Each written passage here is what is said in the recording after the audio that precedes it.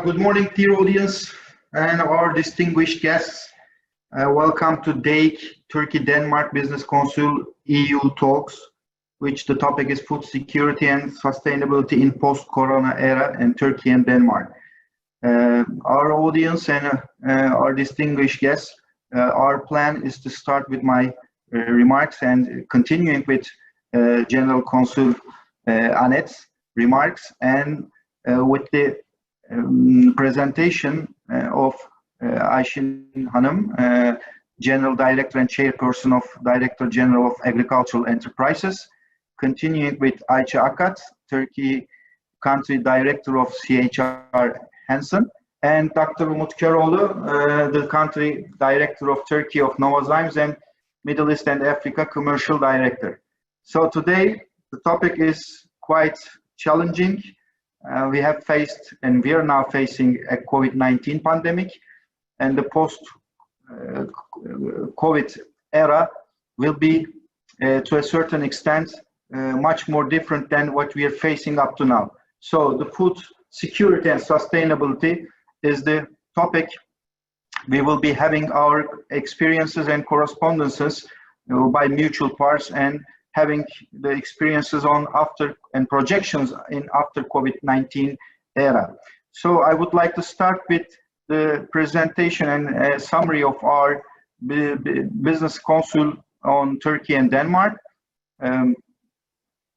As we know, the Foreign Economic Relations Board of Turkey was established in 1985, and our Turkey-Denmark Business Council, the Turkish side of the Business Council took its first step in 1992. Me as the chairperson of the Turkish Denmark Business Council. It was followed by various meetings and seminars organized in Denmark with associations of the country's business community. The Business Council was officially established in 1999 in the context of the Danish-Turkish Cooperation Day organized in Istanbul, and the founding protocol was signed by the Ömer Pelçinel, founding chairperson of the council, and Sven Henriksen, deputy CEO of the Confederation of Danish Industry. The council's activities are focused on the sectors of energy, contracting, biotechnology, furniture, textiles, with Danish companies contributing technical information, expertise, design work, R&D capacities, and technological know-how to partnership, and the Turkish side bringing in labor, logistical advantages, manufacturing capacities, and production experiences. Besides providing a platform for productive partnerships, the Council also works on the promotion of the green economy concept in industry, agriculture, and the construction sector. The Business Council devotes activities both to large corporations and to small and medium-sized enterprises, and presenting the Danish technology and experience to its partners in Turkey in the sectors of renewable energy, localized heating, energy efficiency, biotechnology, agriculture, and animal husbandry, on which Denmark is a leading country in the world, and also expanding the ongoing cooperation between Turkey and Denmark on textile among the Turkish and Danish small and medium enterprises in the sectors of machinery, manufacturing, building materials, foodstuffs, and durable consumer goods. Our activities of the Council in March 2017, it was a roundtable meeting with the members of the Parliament of Denmark. In September 2017, mayor delegation to Denmark on waste to energy and district heating. In March 2018, Denmark country presentation at the Özyeğin University in Turkey in Istanbul. In 15th of June 2020, it was the DEİK webinar EU Talks, which is going to be held today, and our future coming activities is the DEİK Interconnected Business Series with Denmark in cooperation with DI, and frequent meetings with Danish ambassadors and consul generals to Turkey, also Turkish ambassadors to Denmark. So after having a brief information about the Turkey-Denmark Business Council, I would like to start with my remarks on the topic which we're going to having discussions and our distinguished panelists correspondences and experiences on this food security and sustainability era. As we all know, due to COVID-19 pandemic, border closures, quarantines, and market supply chain and trade disruptions are restricting people's access to sufficient and diverse and nutritious sources of food, especially in countries hit hard by the virus or already affected by high levels of food insecurity. Both lives and livelihoods are at risk from this pandemic. Though in some countries the spread of the pandemic has been slowing down and the cases are decreasing, in others COVID-19 is resurging and continuing to spread quickly. This is still a global problem calling for a global response. In any scenario, the most effective will be the poorest and most vulnerable segments of the population, including migrants, the displaced, and those hit by conflict. Countries in protracted crisis also suffer from underinvestment in public health, which will amplify the pandemic's impacts. Some 820 million people around the world are experiencing hunger, consuming an insufficient amount of calories for a normal active life for a long period. Hunger impacts everyone negatively, but it's particularly damaging on children's growth and development. Its effects are irreversible and carry long-term implications for our future and sustainable development. All we know that the pandemic will eventually retreat, but we still don't know how fast this will happen. We also know that this shock is a somewhat unusual as it affects significant elements of both food supply and demand. The significant slowdown of all economies of the world, and especially of the most vulnerable ones, as unemployment rates have risen and COVID-19's economic impacts will be felt more, will make countries, especially food import dependent countries, struggle to have the needed resources to buy food. In turn, as demand for food will decrease over the next months, prices should be going down in 2020, and thus this will have a negative impact on farmers and agriculture sector sustainability development. As of now, disruptions have been minimal as food supply has been adequate and markets have been stable so far. However, we have already seen challenges in terms of logistic bottlenecks, not being able to move food from A point to point B, which have by mid-May largely resolved, and likely there is less food of high value commodities, including, example, fruits and vegetables, being brought to market. As of June, we still expect disruptions in the food supply chains, especially in the high value commodities, meat, fish, milk, fruits and vegetables, and the restrictions of movements as well as a basic aversion behavior by workers may impede farmers from farming and food processors who handle the vast majority of agricultural products from processing. Shortage of fertilizers, veterinary medicines and other input could affect agricultural production also. Closures of restaurants and less frequent grocery shipping diminish demand for fresh produce and fisheries products, affecting producers and suppliers. Sectors in agriculture, fisheries and aquaculture are particularly also affected by the restrictions on tourism, closure of restaurants and cafe and school meals suspension. What is also worrying is that at the end of 2019, a further of 183 million people in 55 countries and the territories were found to be exposed to acute food insecurity, not yet at a crisis level, but outing them at the risk of slipping into crisis levels if faced with a shock or stressor such as the COVID-19 pandemic.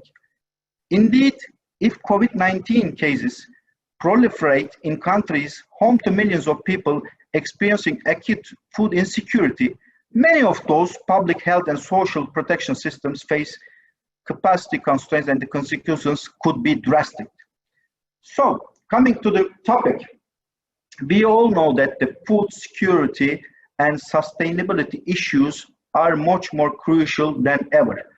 So I would like to give the word and the floor to Annette, our General Consul of Denmark to Istanbul, and continue with her valuable experiences and the comments on the topic by contributing to Denmark's capabilities and experiences on the food security and sustainability.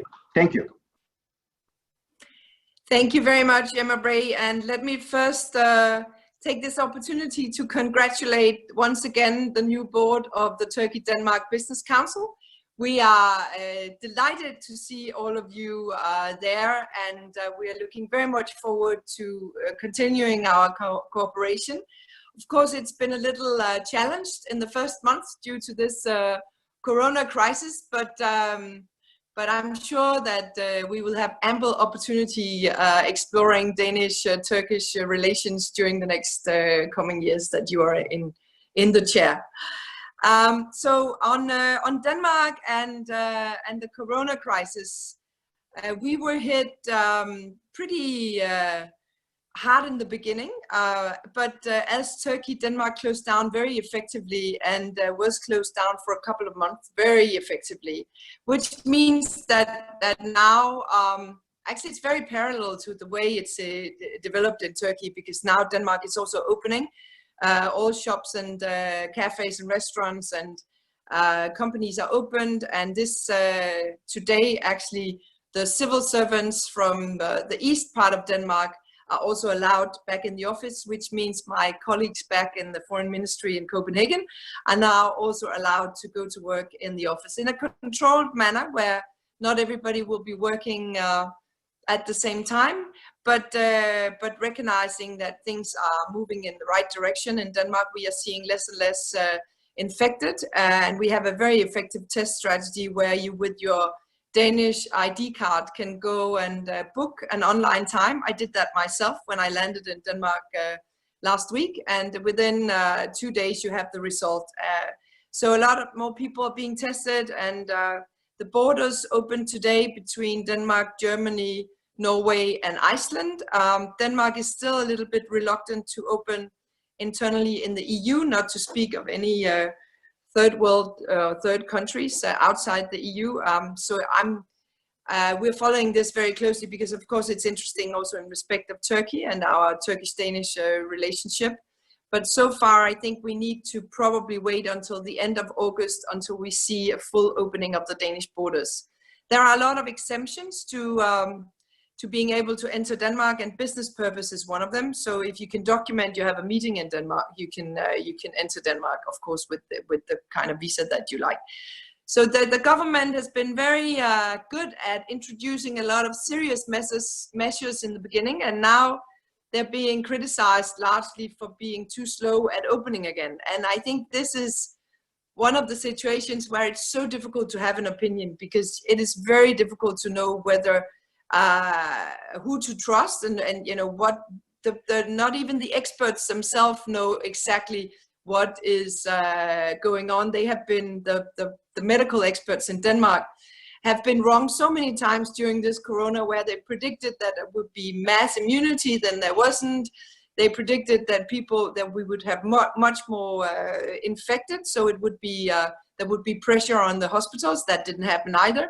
So a lot of incidents where they have tried their best to find out what is happening, but it just proves to me that this is completely new territory and nobody knows how to maneuver or how to navigate.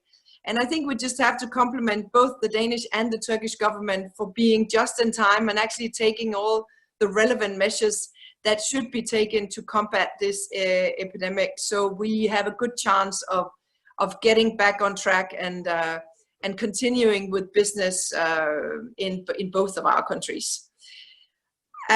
Denmark has introduced, to mitigate some of the economic risks here, Denmark has introduced a large export and investment package to Danish companies, directed primarily at Danish SMEs, but also at larger Danish companies. And we have informed all of our Danish companies in Turkey about this. And there's actually a total of 225 million, which is about 30 million euro, in aid to exporting companies, primarily giving them a discount on the services of the Danish Trade Council to promote their services abroad. And we are in dialogue with so many Danish companies that were not really interested in Turkey before because they found it maybe too risky or our prices were too high. Where with these new incentives, we actually see a renewed interest in the Turkish market, which I find very positive. Because of course, I'm a huge believer in the Turkish market, and I'm absolutely sure that the Turkish economy will bounce back as it has done time after time. And now, therefore, is a fantastic opportunity for people to invest in Turkey and to invest in building a business in Turkey and building partnerships with Turkish companies. So we are spending a lot of our time advising Danish companies on how to do this within the various sectors. And of course, sustainability is in the forefront of everything we do. I'm sure you all know that Denmark was the first country to announce that we would be CO2 or 70% CO2 neutral by 2030, as a sort of a pioneer in autumn last year.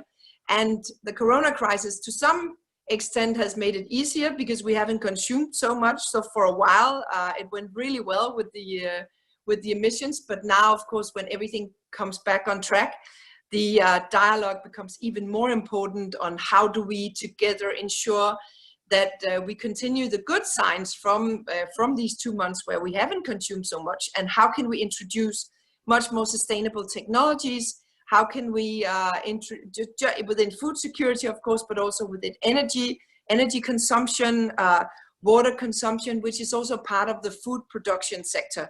So in my mind, all the sectors that can benefit from sustainability and are becoming more sustainable, they are sort of interconnected in a way. If you don't look at the way you consume energy in your food production, you're not sustainable, even though you may be organic or you may be using less fertilizer or be looking at other elements of sustainability. You still have to look at your water usage, your energy usage, and how to combine the best technologies from Turkey and Denmark in achieving the most optimal solutions. And I think that is our task the coming years, to identify the needs in Turkey and find out where are the Danish innovative solutions that we can help introduce. And with this new package, also there's a huge discount on trade delegations. So we are expecting a trade delegation to Turkey next year in Q1, which will be on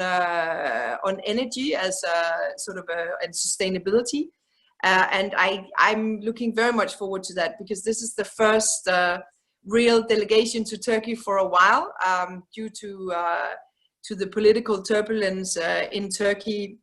We haven't been able to really get any high-level Danish officials to dare to go to Turkey, even though we are telling them that it's perfectly safe. So, but there is absolutely a new willingness now from the Danish companies and the Danish industry to visit Turkey. So I'm looking very much forward to that. We have also a new incoming ambassador. On 1st September, we will welcome Mr. Danny Anand, who is our current ambassador in Iran right now. And he has a huge appetite for trade. So he has instructed me to make sure that I meet everybody relevant within, he meets them within the first month of his ambassadorship. So he will be coming to Istanbul, and we will be organizing events with him so he can be introduced to the Turkish-Danish Business Council, but also, of course, to Danish companies and to the relevant Turkish stakeholders and partners and companies that we are all engaging with. So I'm looking very much forward to that. I think he will be a good follower for Ambassador Olling, who has done a fantastic job in the 4 years that he was the Danish ambassador. And I'm also looking forward to re-engaging with the Danish or the Turkish ambassador to Denmark, Mr. Kenan İpek, who's a good friend, and introducing him to the Danish ambassador and getting reconnecting on the Danish-Turkish business issues that we were actually doing quite well with before this whole Corona crisis turned our lives upside down. My final remarks will just be that sustainability is, of course, in the forefront of everything. And if there's something we have learned from the last couple of months, it's that we all need to contribute, but also that it's possible. You know, from one day to the other, people didn't drive anymore, didn't consume anymore, didn't use so much waste anymore. These kind of lessons that we learned because we were forced to, I think we can very easily implement some of these things in our daily lives going forward to make sure that we continue the good trend of consuming more wisely and more sustainably. And I'm looking forward to contributing to that. My trade team, whom I'm sure are all on this call today, we are 7 in total in the consulate in Istanbul. We are here to advise all of the Turkish and Danish companies that are interested in doing business with Denmark, and I'm really looking forward to turning 2020 into a sustainable business year and putting Corona behind us and focusing on the future and all the opportunities that we will definitely have together. That was my remarks. Thank you so much for giving me the floor, and back to you again. Thank you. Thank you, Annette. Thanks for your contributions and your strong belief on Turkish economy and bouncing back. Your remarks on making 2020 sustainable business sharing with Danish and Turkish businessmen and business associations was also appreciated by all our audience, I guess, here and the distinguished panelists. So we will be together working on that hard in 2020, and the following 2021 is much more important for the projects and the projections we have discussed formerly. Thank you for your contribution. Now I would like to continue with Mrs. Işıkgece, Ayşin Işıkgece. I would identify her as the queen of corporate farmers because under her management she is operating more than 330,000 hectares of land in Turkey by being the chairperson and director general of agricultural enterprises, which means that 50% more than an area of Luxembourg. So the floor is Ayşin Hanım's, and she's also spent many years on the retail sector, and she knows the shelf on this perspective of consumer size. Now she is in this 0.0, starting with the seeds and breedings and the kettles and the agricultural production, and know both sides of the business and both sides of the chains. So Ayşin Hanım, the floor is yours. Thank you very much, Emrah Bey. Good morning, everyone. I am Ayşin Işıkgece, General Manager and Chairperson of Tigem. As Emrah Bey told, I started Tigem 2 years ago. I am coming from private sector. Last 28 years, I worked in the retail sector. That's why it's really good experience for me in under government. It's first time I'm working under government organization. I'm very happy to be here. Thank you very much for inviting us. The COVID is a big travel around the world, you know. I will try to give you information about our activities, first of all. I would like to mention about Tigem. First, Tigem is the biggest farmer, as you told, in Turkey. It has a history of 700 years. We are under the authority of the Ministry of Agriculture. We have 17 farms in different locations. You can see on the map. We are producing certificated seeds and livestock, as you told Emrah Bey. We breed cattle and sheep and provide them to the farmers. We are trying to increase the quality of agriculture in Turkey. We also have Arabian racing horses, and we have gazelles, goats, and dogs. We are protecting their genetics. This is one of our important tasks under Tigem. Tigem is an example for Turkish farmers. There are huge investments and technologies in our farms. We are a market leader. Our share is 37%. Last year, we had 37% on seeds as a share, but one year before, in 1918, it was 30. We increased our share. We are the best on the market about quality. Each year, we sell 170,000 tons of cereals.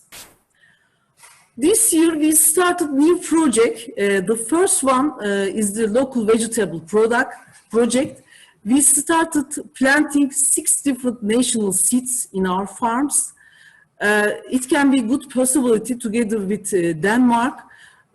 We can make a trade. We are open to make trade about our all articles. It can be a really good possibility for the both countries. We started a great campaign, which is called Native Seed Project. It's really important project, maybe you heard before. We have collected the forgotten seeds from the villages and planted them. We are trying to protect these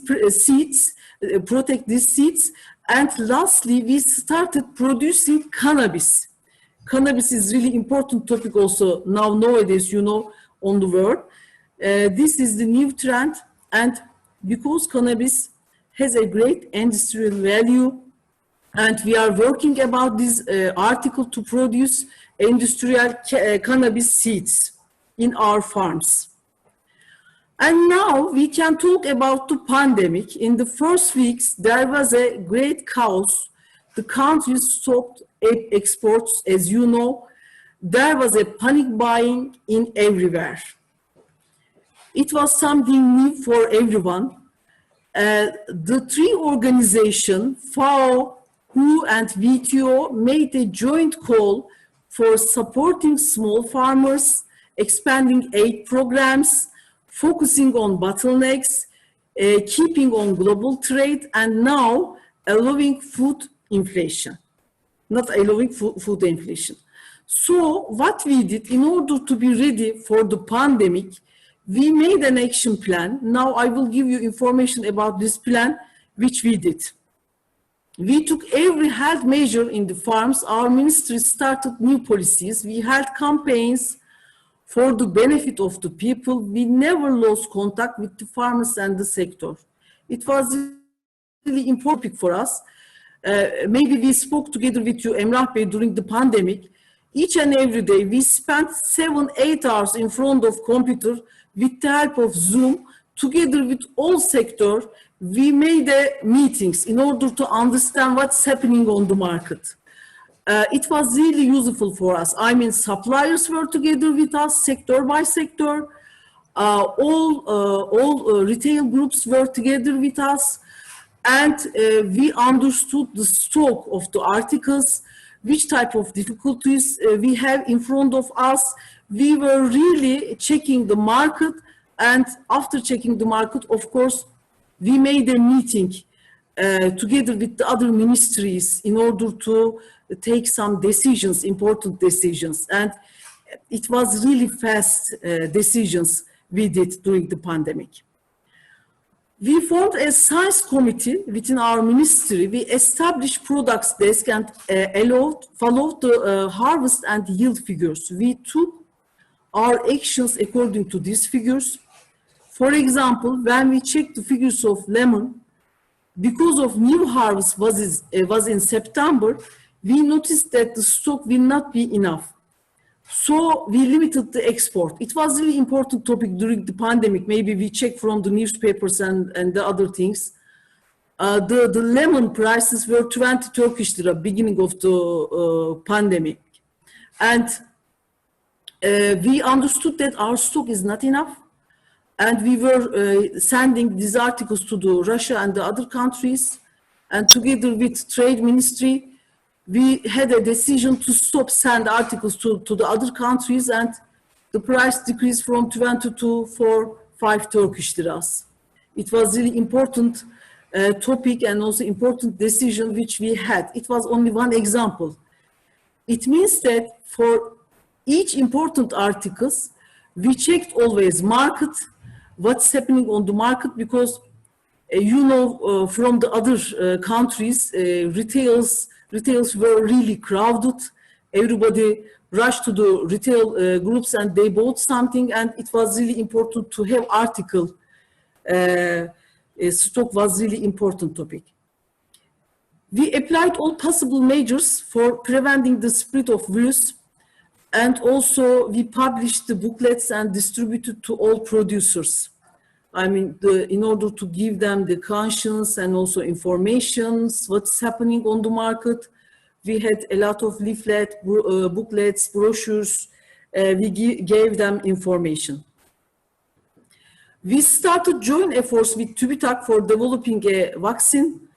We provided empty lands to the producer free of charge for increasing the production.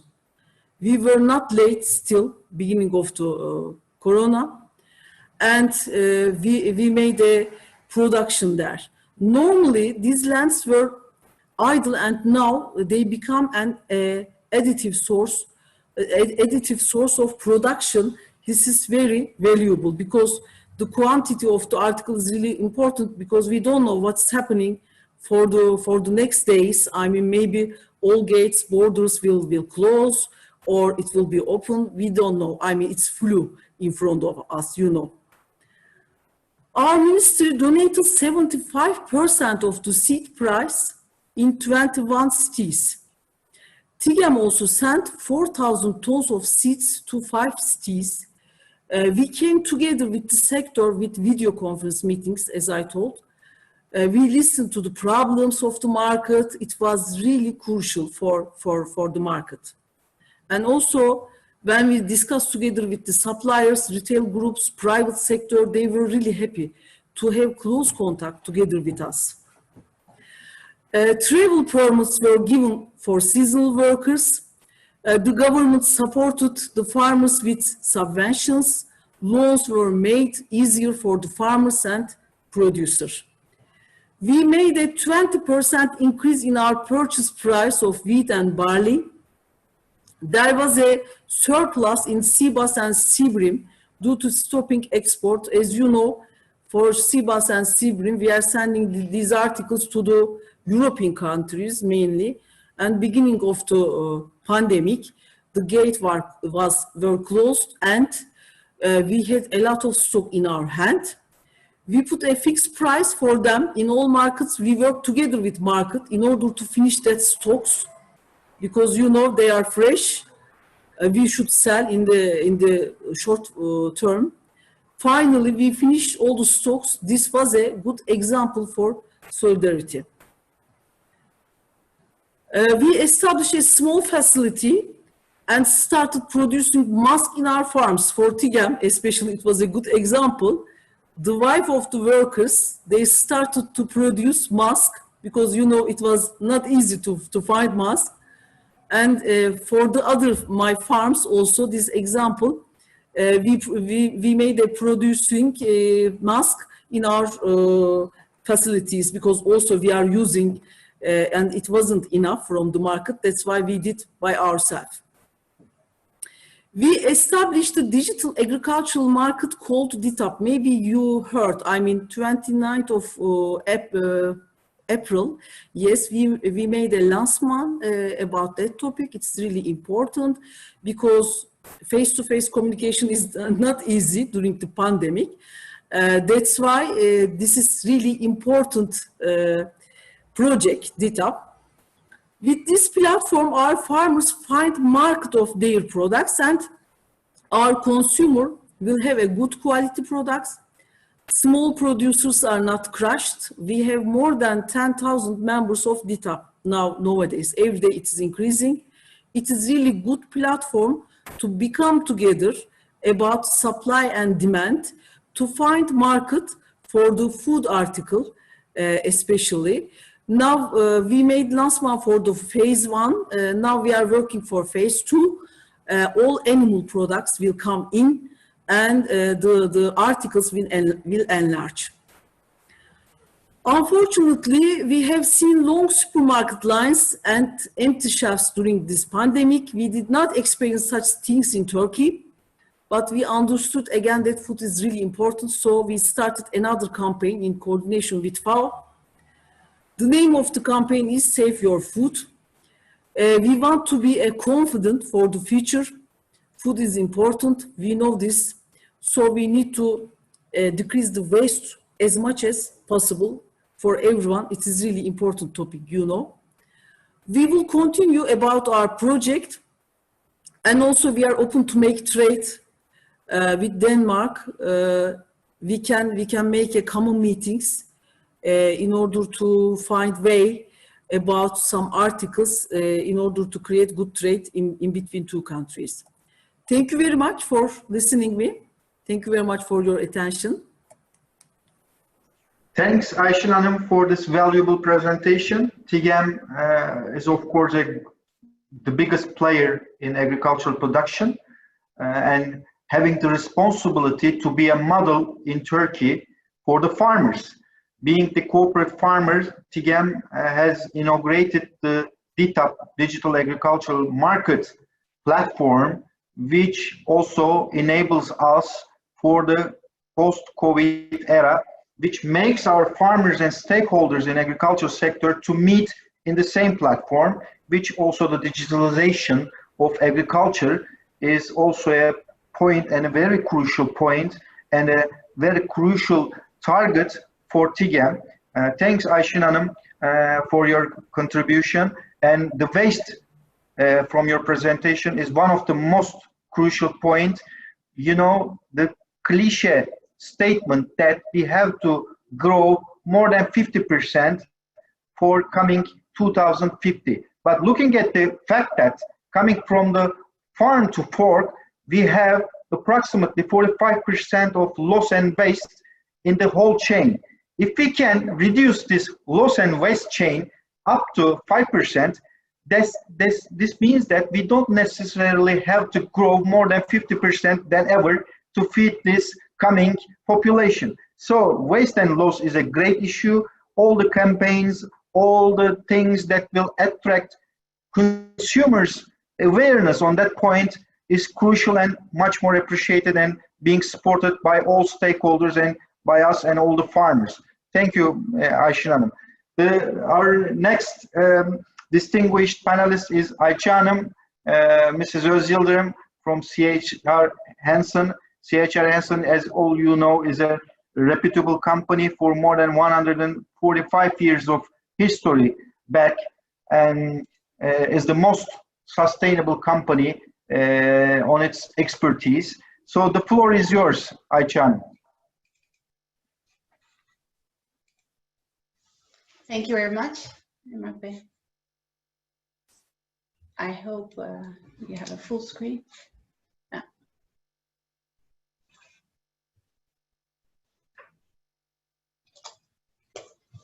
Thank you very much again for the opportunity.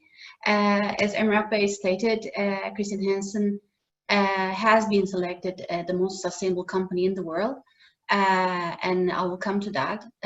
But today the topic is very much on food safety, food security, and sustainability, especially after the post-corona. Just about us, if you don't know Christian Hansen, it's a bioscience company, and we develop not only solutions for food, but also for pharma and agricultural industries. And it's not a new company. It's 146 years old, and we hope to continue this way. Regarding sustainability awards, we actually got nominated by Corporate Knights as #1 in last year, and we are #2 this year. The first one is also a Danish company called Ørsted, and they are in wholesale power business. The reason why we were actually nominated, actually selected, was that 82% of our revenue contributes positively to the UN goals. I will come back to the UN goals, and we work especially on focused on 3 of them very much.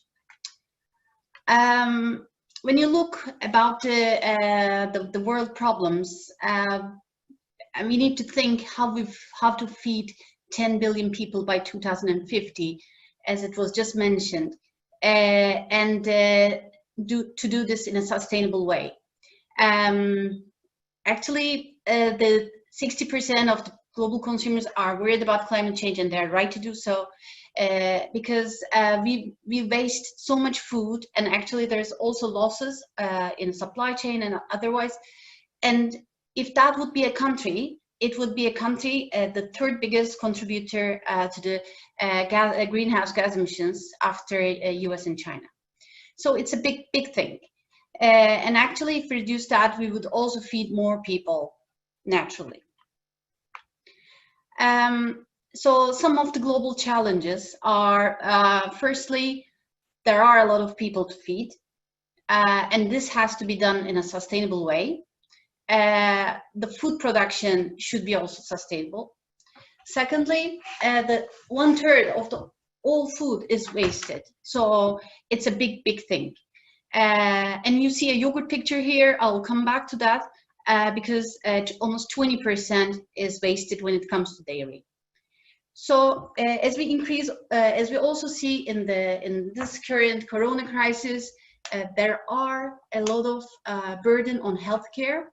Currently, the 700,000 people are dead each year because of resistant infections, and this number will go up dramatically in coming years.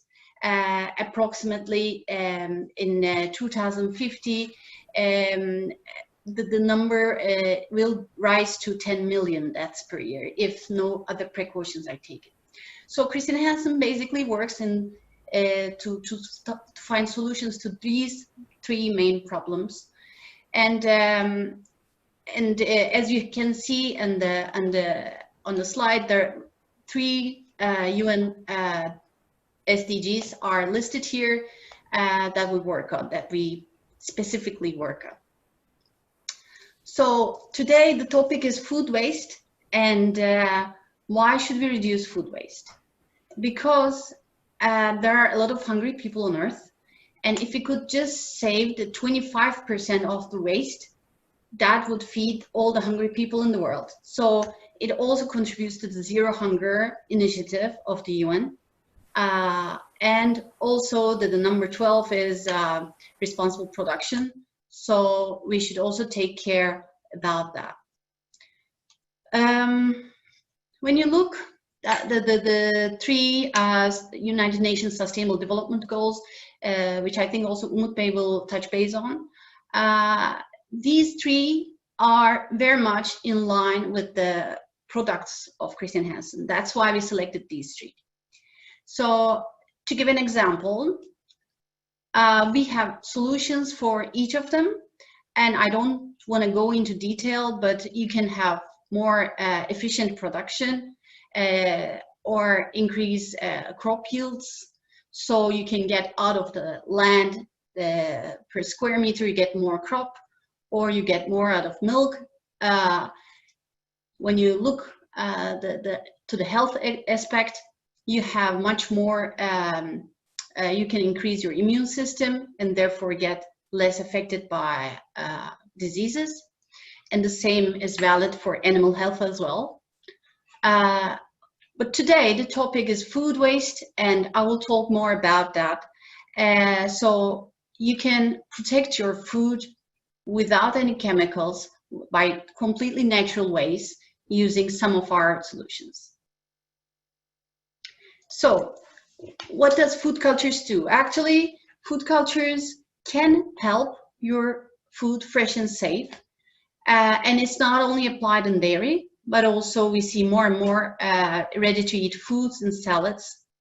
It could be applied in dairy for sure, both cheese and yogurt and others, in wine and meat and fish.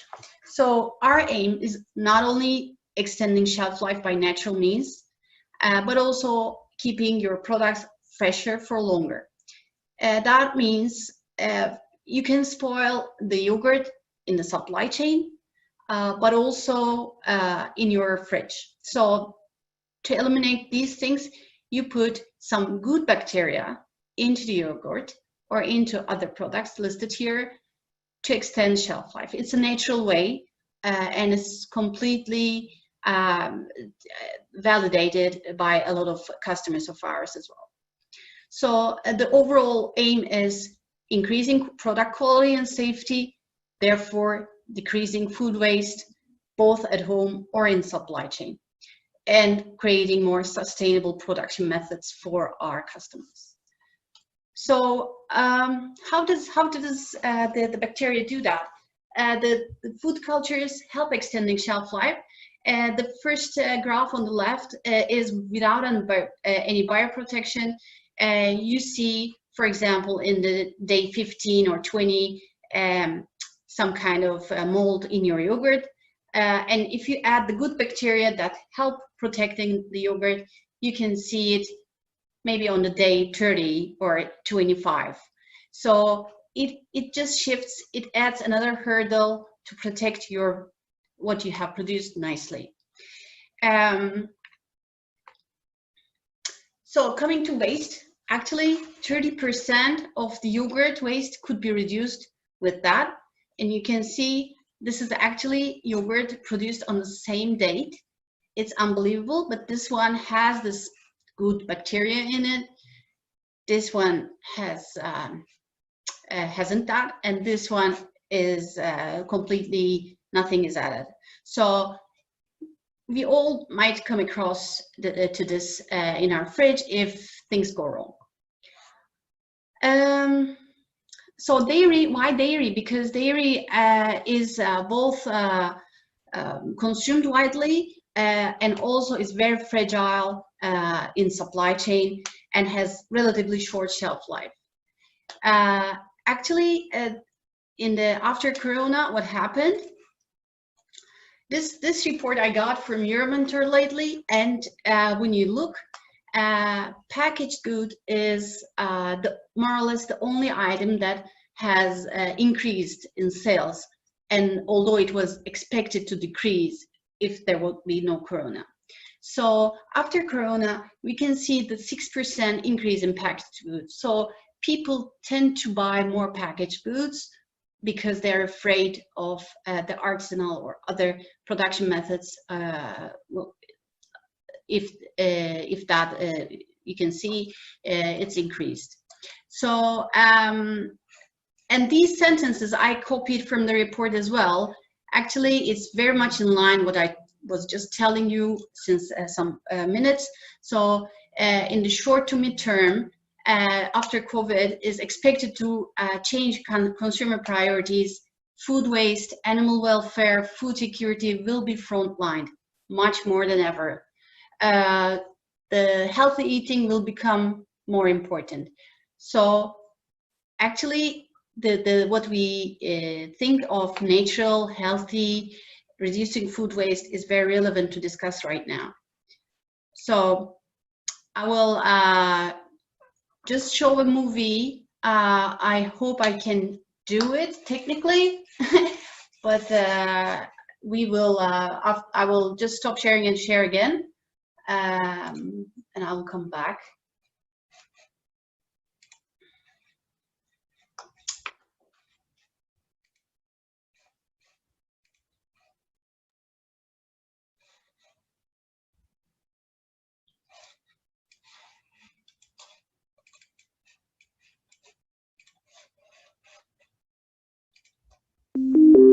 Food waste is a global challenge, with 1/3 of all food being wasted. In the dairy industry, 20% is wasted, and 80% of the yogurt waste is related to a short best before date.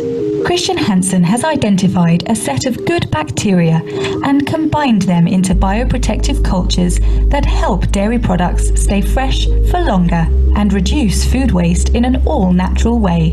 If these bioprotective cultures were applied to all yogurt in Europe, it could reduce waste with 30% simply by extending the shelf life.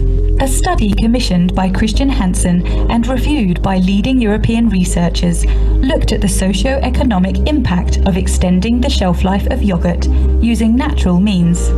The study looks at the environmental impact, what could happen to food waste throughout the supply chain, and also looks at economic incentives for the different actors within that supply chain. One of the key findings from it is that there are situations, highly plausible situations, in which there are economic benefits for both dairy manufacturers and retailers, while still reducing food waste across the supply chain. I think this study could have a real positive benefit. It could be a real catalyst for change. It could be that spark that gets dairy manufacturers and retailers to adopt a natural method for extending the shelf life. I think that increasing the shelf life maybe 3 or 4 days would definitely make a difference for stores like these. If the shelf life of yogurt gets extended. Görüntü çok mu dediniz? Unfortunately, we couldn't see. We could only hear.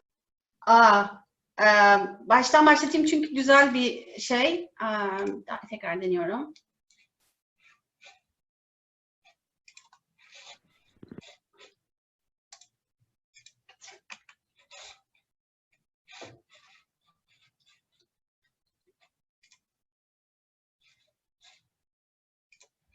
Kusura bakmayın.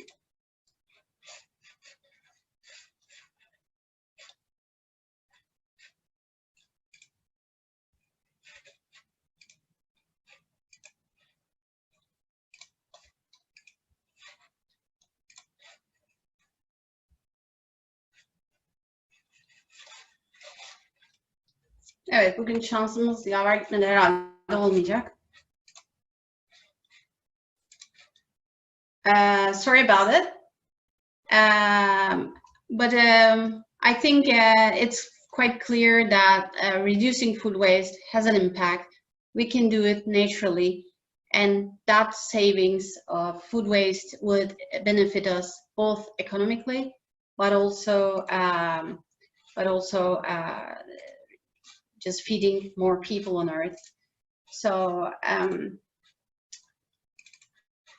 with that, I wish to thank you all for listening to me, and I would be open for questions. And I can send the link to the presentation and the video if need be. Thank you, Ayşe Hanım. Thanks for your contribution and the good practices under Hansen, which you have mentioned. Maybe we could share the link of the video from our chat panel. The panelists could have time to watch that video. Unfortunately, technically, we couldn't watch it.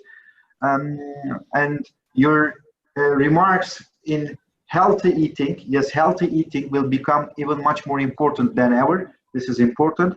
Food waste, animal welfare, and food security will be front lines. This is what we are also experiencing during COVID-19, and after COVID-19, we'll be having much more keen on food security and food waste issues. Thanks for your presentation. We will be keeping touch in the Q&A session with you. And now our final distinguished panelist is Dr. Umut Keroğlu, the country director of Novozymes. Novozymes is also a very reputable international global company, is committed to help solving 3 problems. Before Umut Bey will be mentioning, I would like to remark 3 global challenges, which is climate, water and sustainable production, and consumption. So Novozymes is the championship and leader of biological solution in its era. And the floor is yours, Umut Bey. Thank you, Emrah Bey. Thank you very much. And also, thanks for everyone joining. I think, having a lot of people with this sustainability mindset around the table and then listening them is just, I would say, another day of an eye-opener also for me. Also, thanks for bringing us together and as well the opportunity given. So from one side, I'm gonna share my screen and I have just took the 3 slides, just pictures. I'm not gonna bore you with that, with a lot of, I would say, verbose things. But just before that, there are always, so to say, advantages and disadvantages starting early or finishing at the end. So the good thing is all the clever, so to say, people before you bringing really good insight to the table.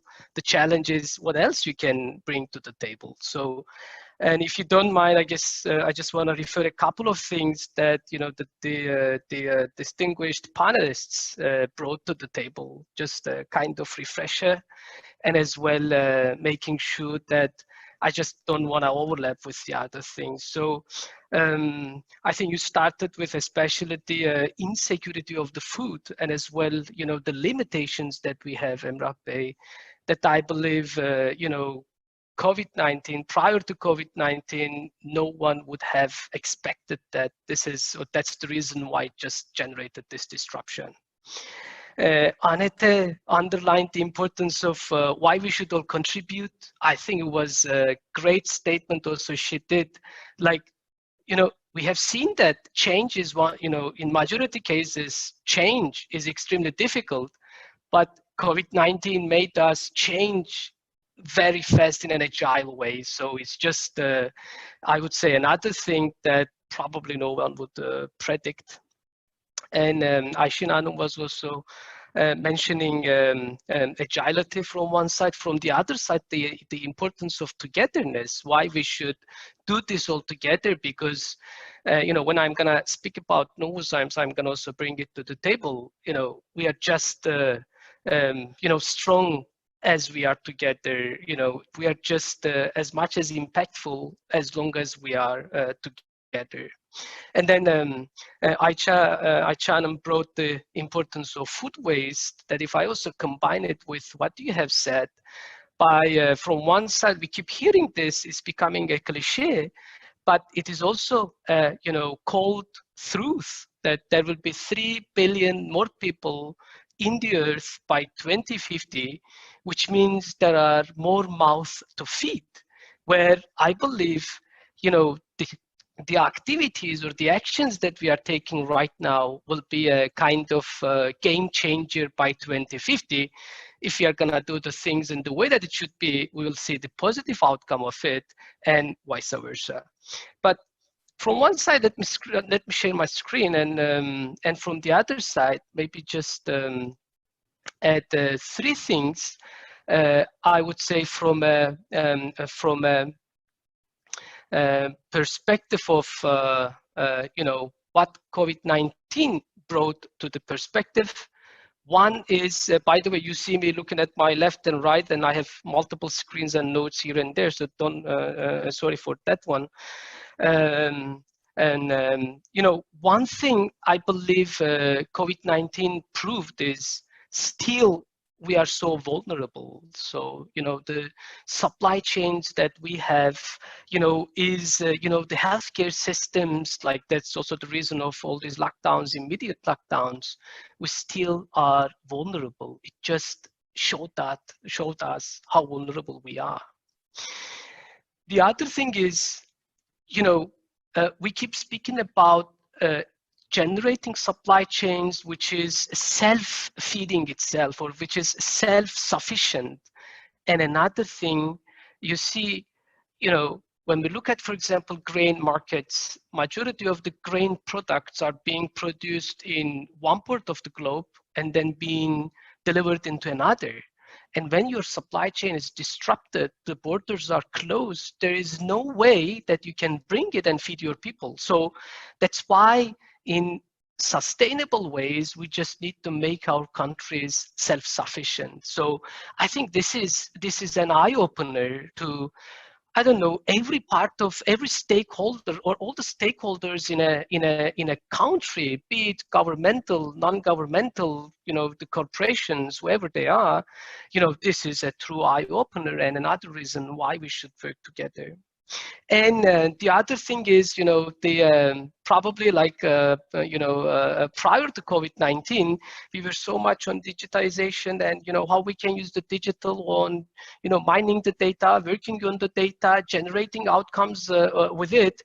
But we also understood that, look, still the large part of food and beverage and agricultural industries are, you know, on a kind of manpower base. So you just need to have your manpower.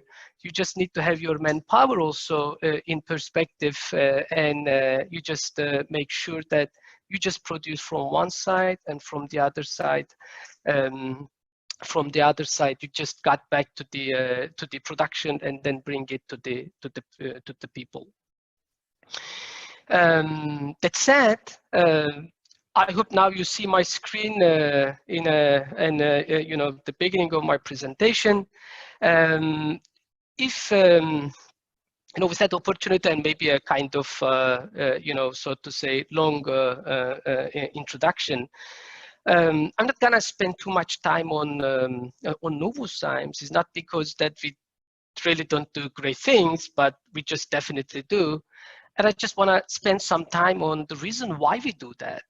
So, you know, all of us, the ones in, working in the, so to say, the corporations or in the professional business life, we keep speaking about the missions and visions of our companies and,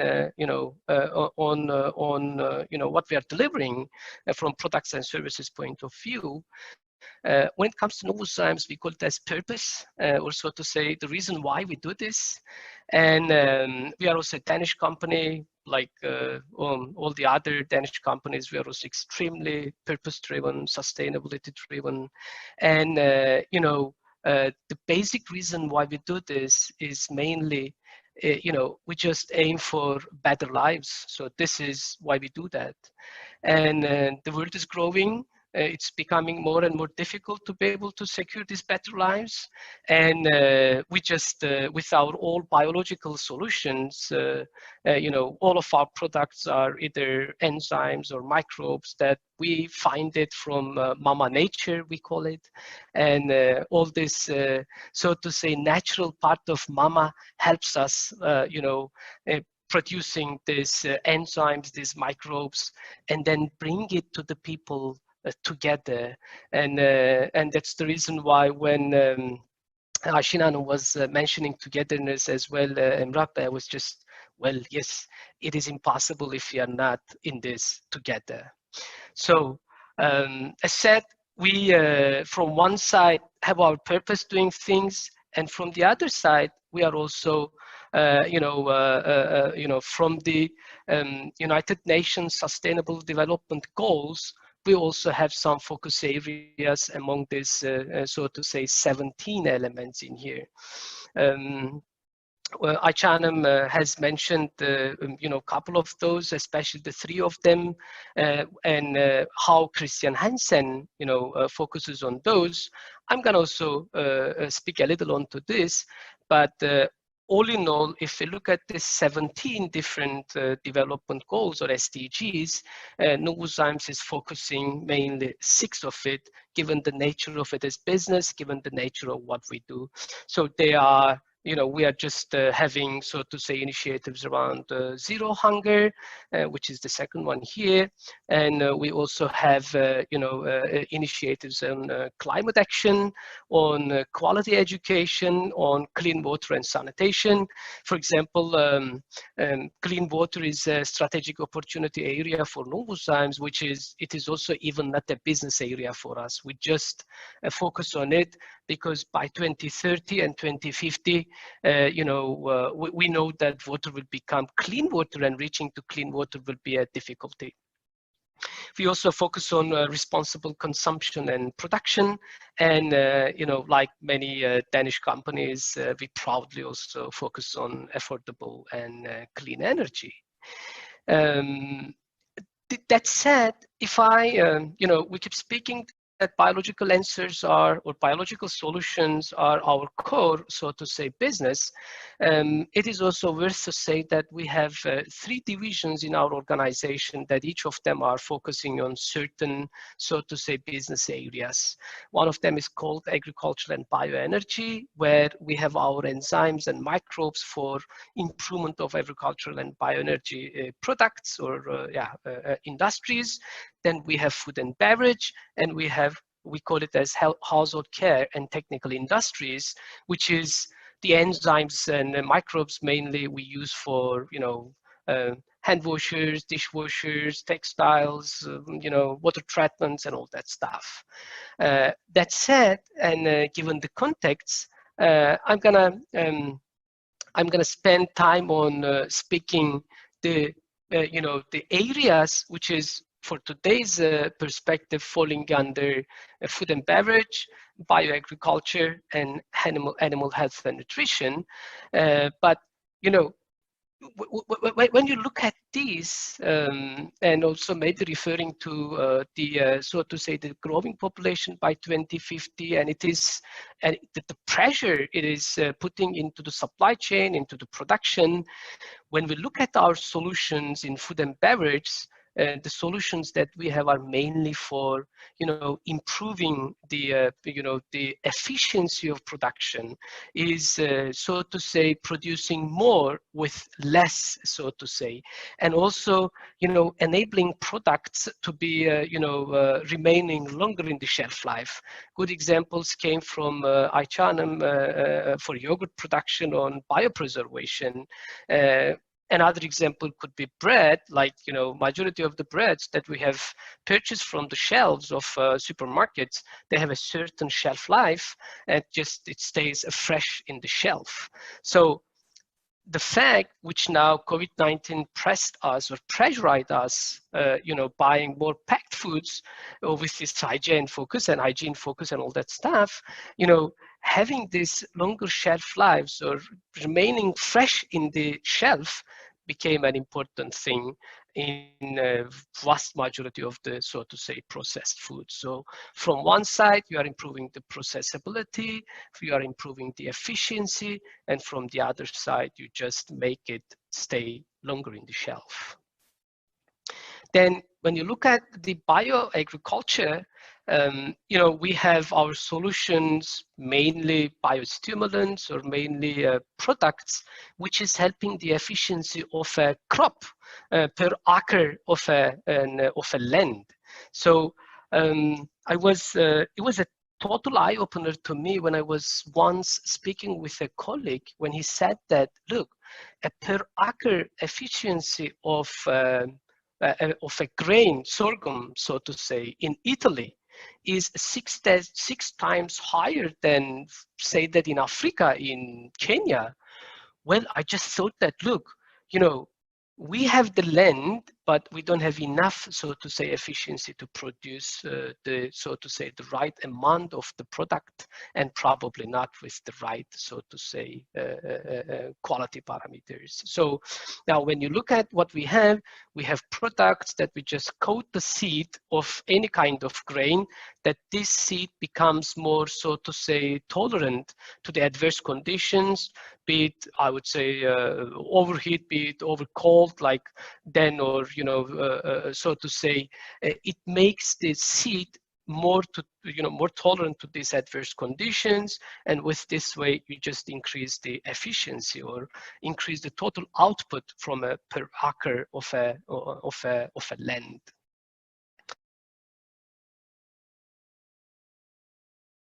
Couple of examples from our animal health and nutrition area. We also, from one side, Ayşe was also explaining, the number of cattle and, the sheep and this and that we have.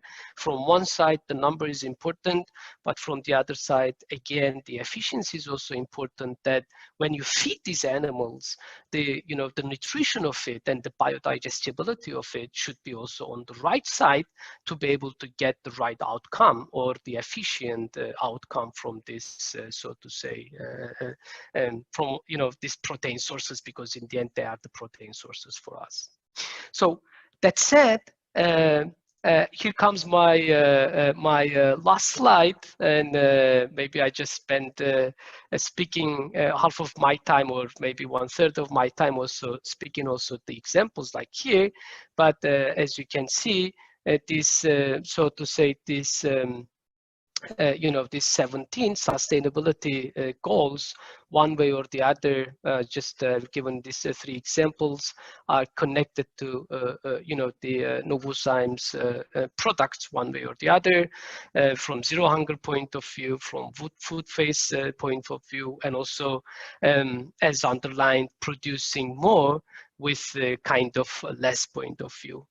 And that said, maybe final thing that I would be underlining in here is maybe if we consider, when we look at all these sustainability activities that we have, all these so to say initiatives running here and there, the efficiency question we should also ask ourselves, that we have all these separate activities together, but we should be thinking all together have to probably make it more efficient and take more outcome with it. And I just want to close with our, so to say, positioning that we, from one side, look for a better world, and having this one is just continuously possible, continuously with rethinking tomorrow. So let's rethink it and then look for the ways of doing it better. With that, maybe I'm a little over time. You never know when I speak sustainability, Emrah, if it is, sorry for that one. But with that, back on to you. And thanks for listening. And thanks everyone being here around the table.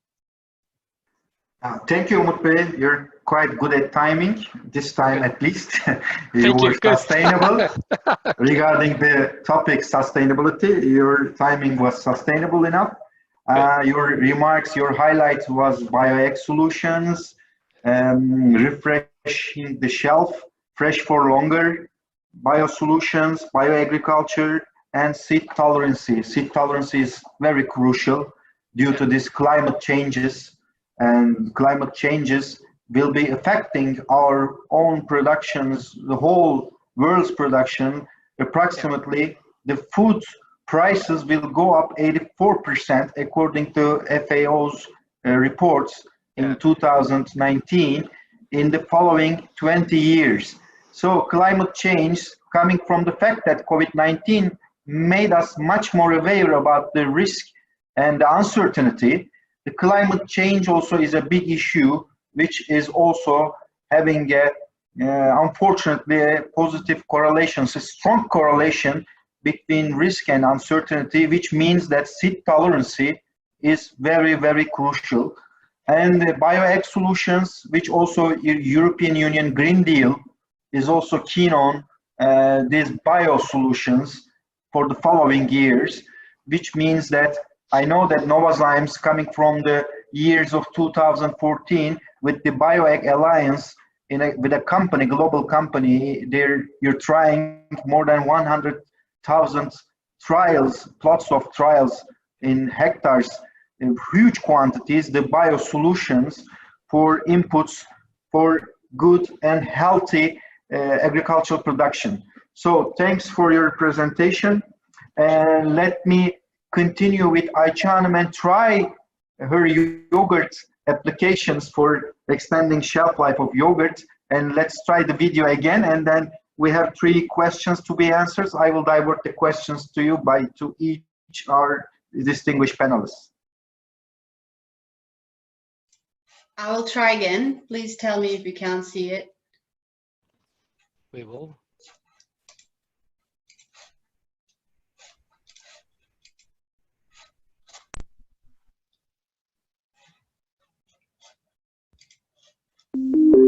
Food waste is a global challenge, with 1/3 of all food being wasted.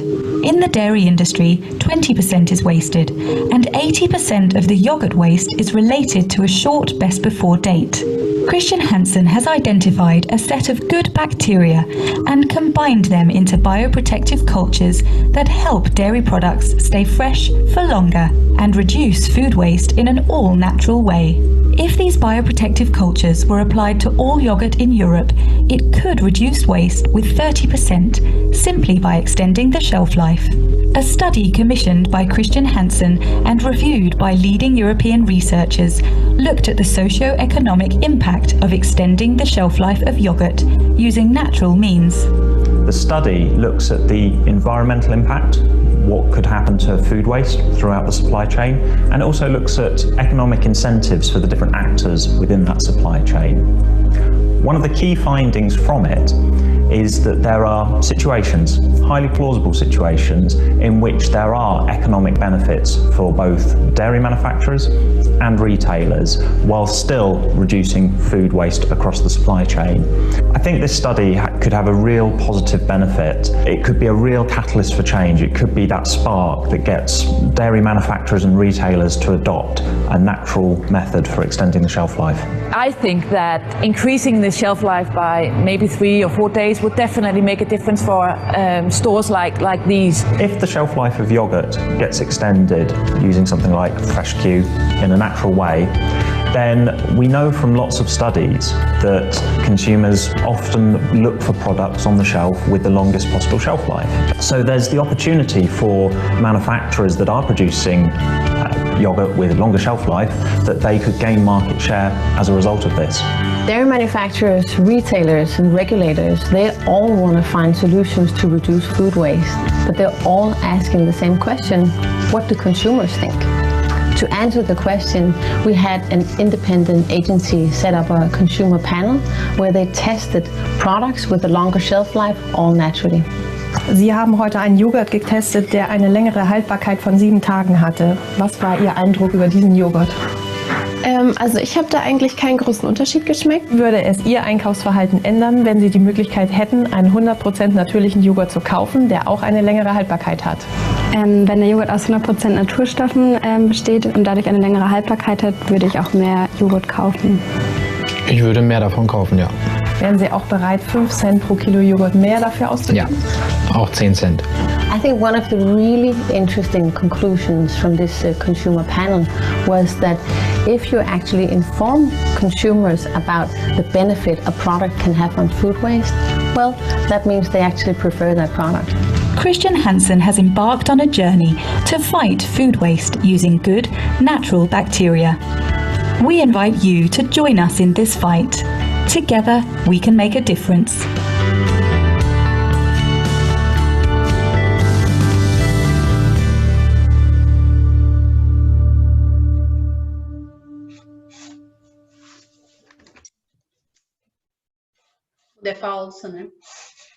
Ayşe, thanks for sharing. It was worth trying it for the third time. Yeah, anything extending shelf life, anything contributing on food waste is much more appreciated than ever.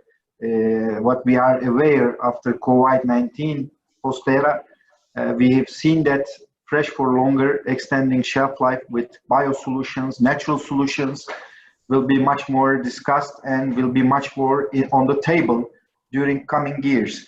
So with your permission, I would like to have our audience's questions and start with Ayşin Hanım.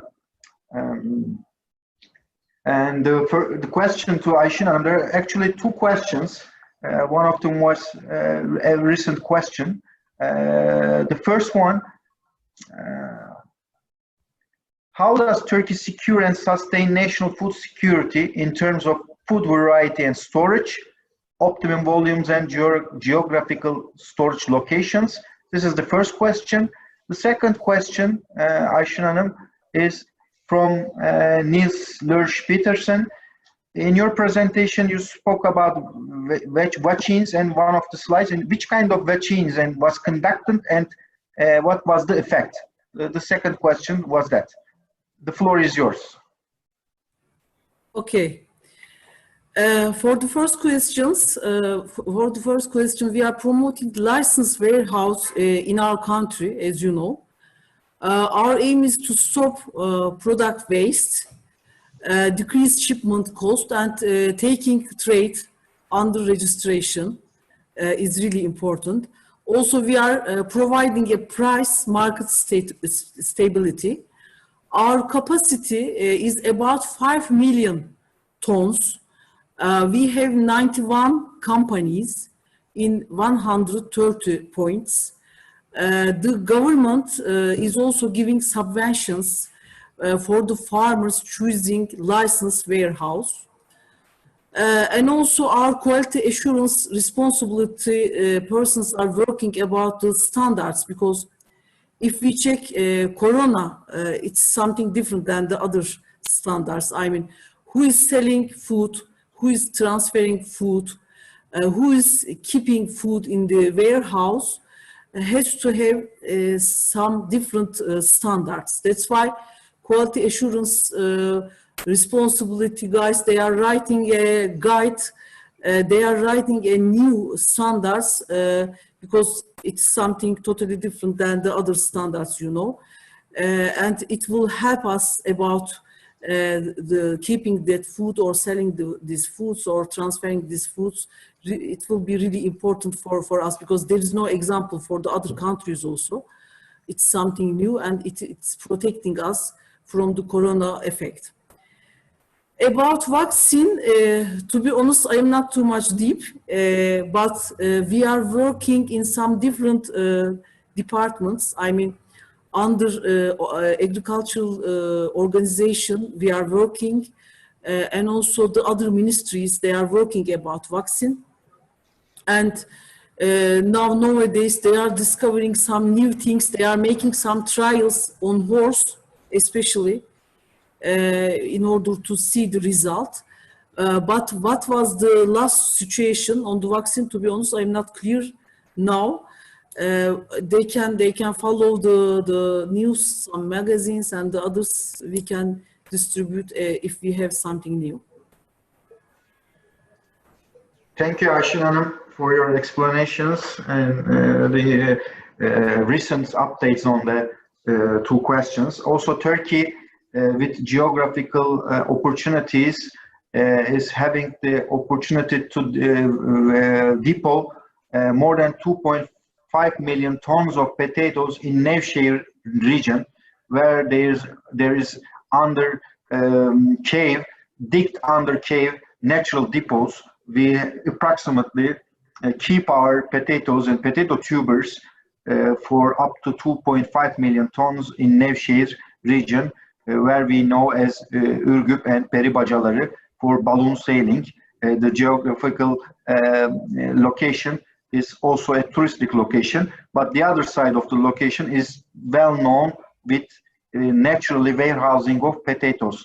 A contribution on my side regarding the agricultural capabilities of Turkey for logistics. And the second question to Ayşe Hanım and Umut Bey, you can answer both how you would like to prefer, and I can also support you on that question.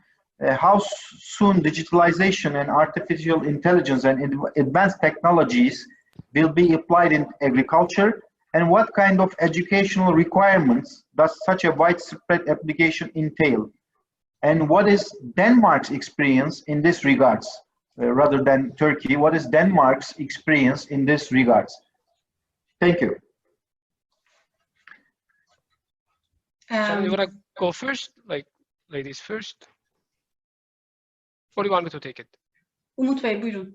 Well, I think it's a good question, because in the end, digitization, we keep speaking about it, we keep speaking highly about it, and from one side, it has benefits, and I was also mentioning during my to say part, especially from one side, you just need to set up the digitization in a way that it just gives you the right outcome for your decisions, to base your decisions. From the other side, you still need to design the things with the brain power. So this is important. So I think then this is what we need to do is just to combine the things into each other. Two examples that I have thought of when you were asking the question.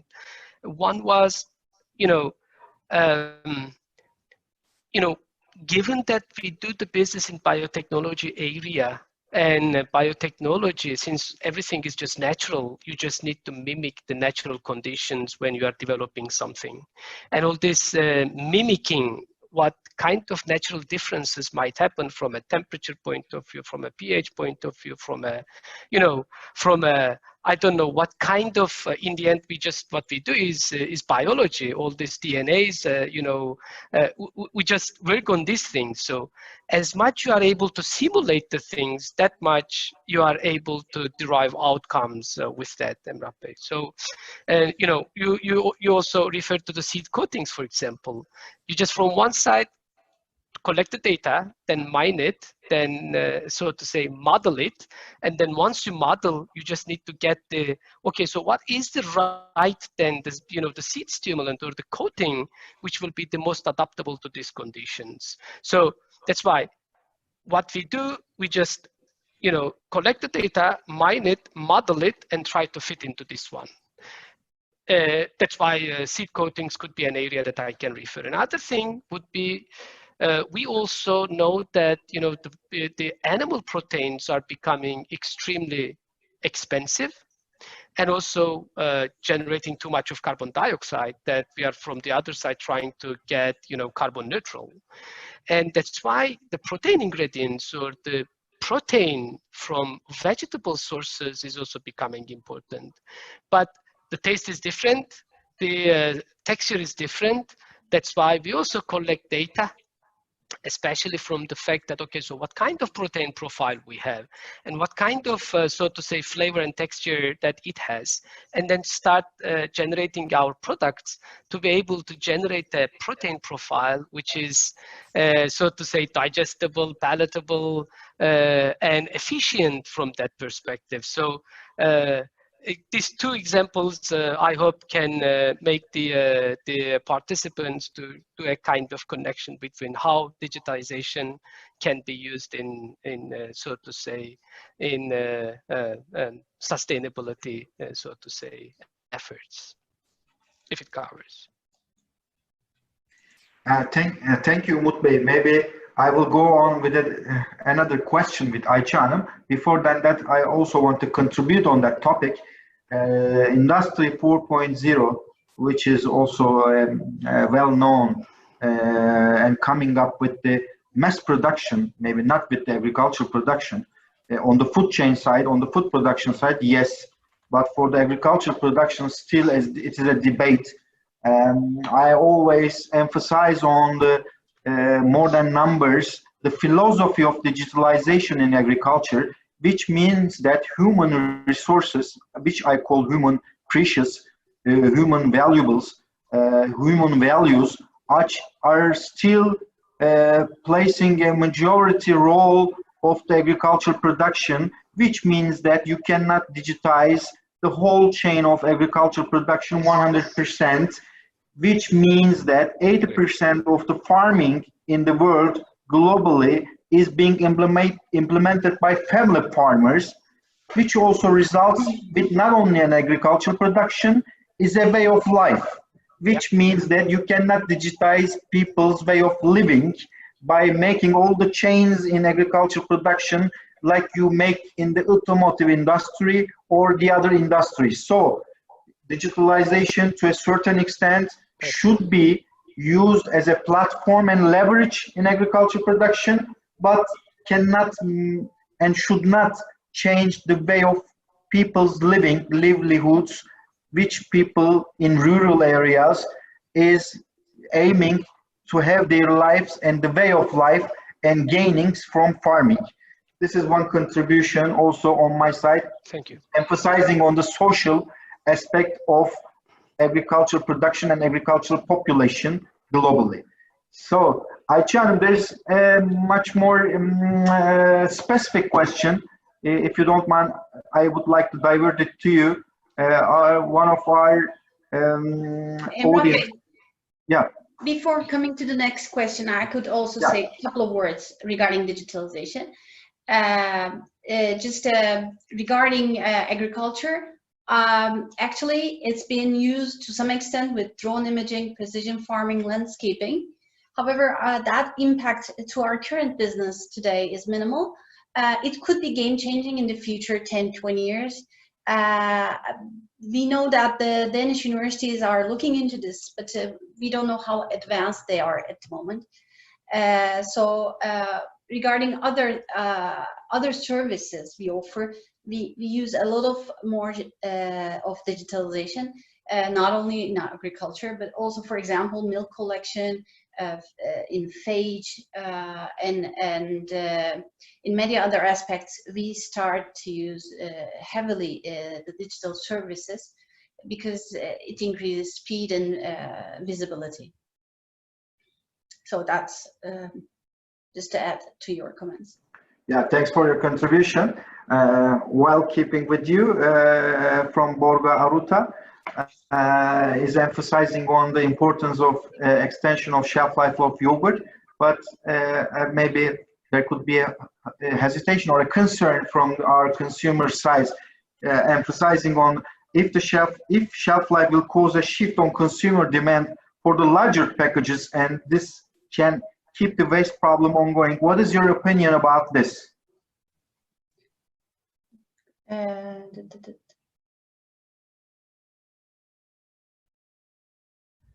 Actually, if the consumer buys a 5 kilogram pack instead of 1 kilogram times 5, that will overall reduce the pack size and reduce the waste in terms of packaging.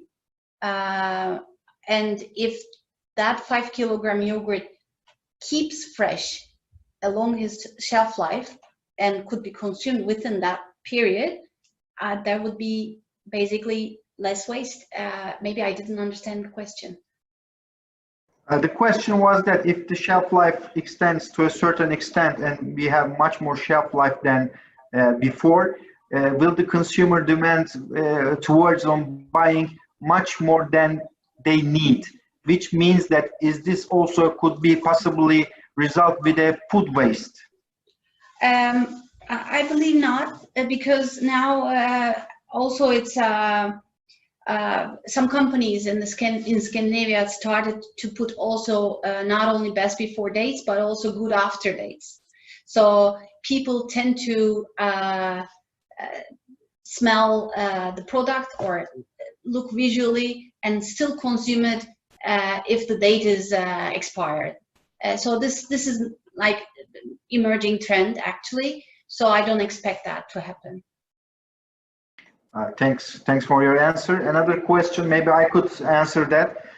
Can you please share your opinions about recovery after corona crisis about food services with relevant technologies? Yes, we see in South East and Far East actually that the online fresh fruit and food categories is extended up to 40% of the whole online sales, versus we see only single digits in Europe in food categories. So there's a huge gap on this online platform for Europe countries and for Turkey even, and for the other rest of the world, that the humans, the consumers awareness and consumers interest on buying online services, which also needs to improve online platform deliveries in each country and each location,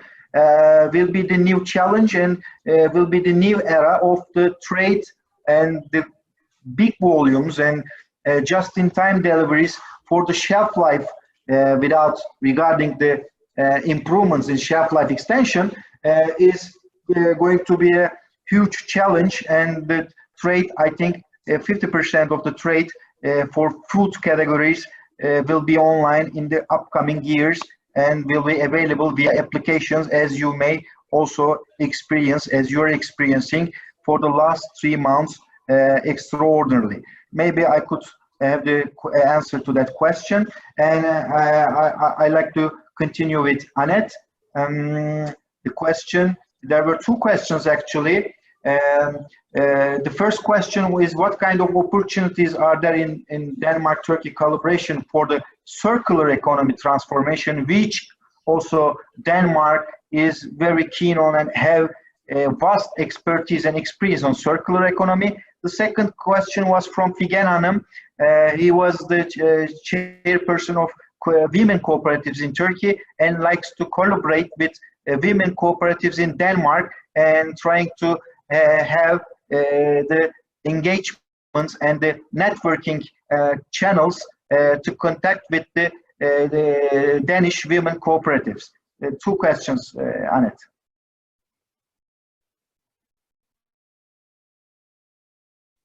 We can't hear you. Yeah.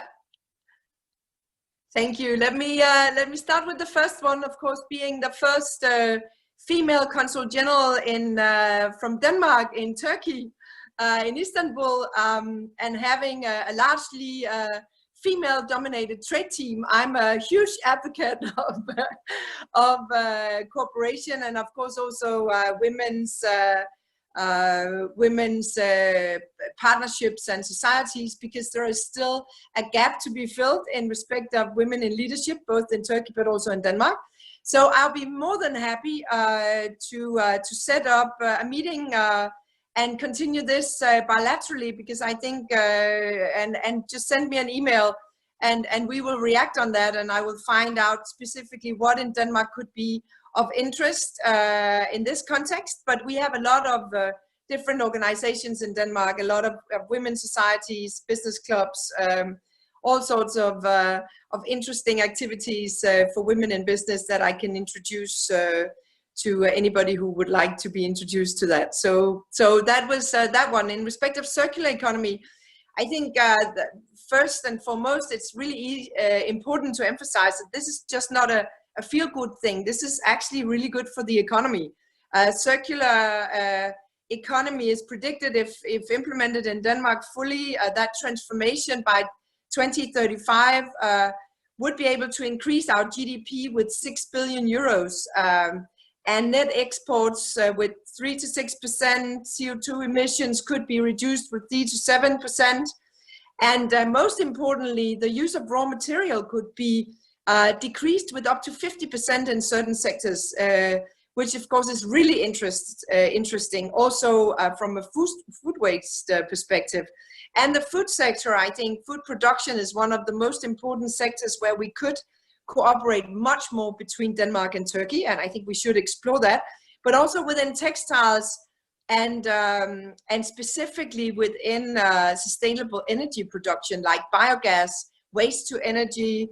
I know Istanbul is now building a huge waste to energy facility, and this is one of the elements in circular economy which I think is really important. You know, how do you actually make sure that when you do waste, that you get something out of that, and looking at those opportunities is quite relevant. And I think we have a lot of interesting technologies in Denmark that could benefit the Turkish market, and we have a lot of knowledge on how to do circular economy business models that we would very much like to share with our Turkish business stakeholders. Thank you. Thank you, Annette, for these explanations. We are having questions, but unfortunately we have limited time. Maybe I will divert these questions after the sessions, and we could be having contact with our audience and could separately answer their questions. For today, we're of course suffering from extraordinary days for the last 3 months. Food sustainability, food security, these issues are crucial. And I know that before COVID-19, all the participants, distinguished panelists which are on this panel were discussing these issues formerly regarding the United Nations Sustainable Development Goals. So the COVID-19 just as being a catalyst to make people's aware of that issues, and maybe we have so much limited time to access to that goals. But now, since everybody, since every stakeholder, since every consumer, every grower, in every part of every sector is aware, I think our full commitment to that issues will be much more efficient and will be developed maybe swifter than we have expected. So thank you for all participating, and to our EU talks, which will also is a traditional EU talks after COVID-19, and will be continuing with more than 140 business council talks. And thanks for your presentations, thanks for your contributions, and thanks for the answers to the questions. And see you next time in the upcoming events regarding post-COVID-19 era, regarding on the food security and sustainability. And if for the final remarks, I would like to give each of you, Annette, Ayşin Hanım, Ayça Hanım, and Umut Bey, the last statements to the audience. Thank you.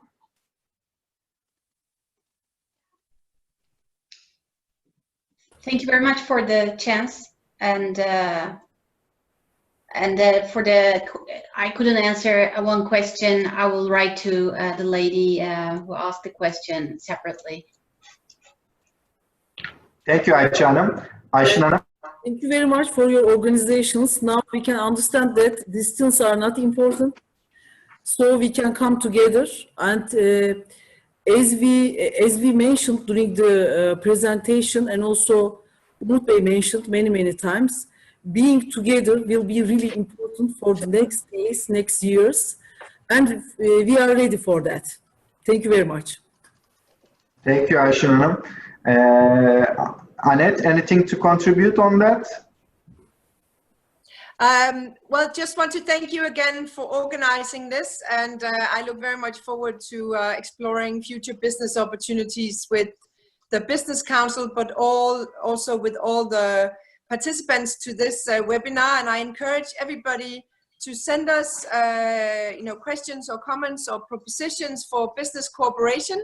Our emails are on the website of the consulate, and we would be more than happy to engage in dialogue on anything that has to do with the sustainable development goals.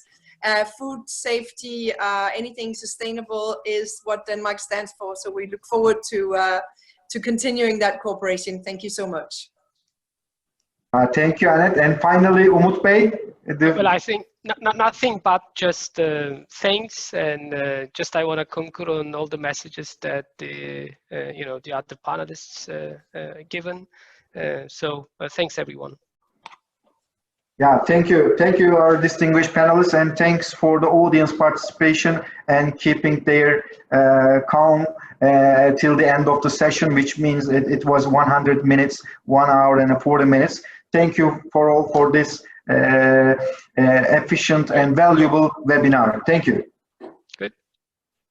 Cheers, everyone. Have a nice day.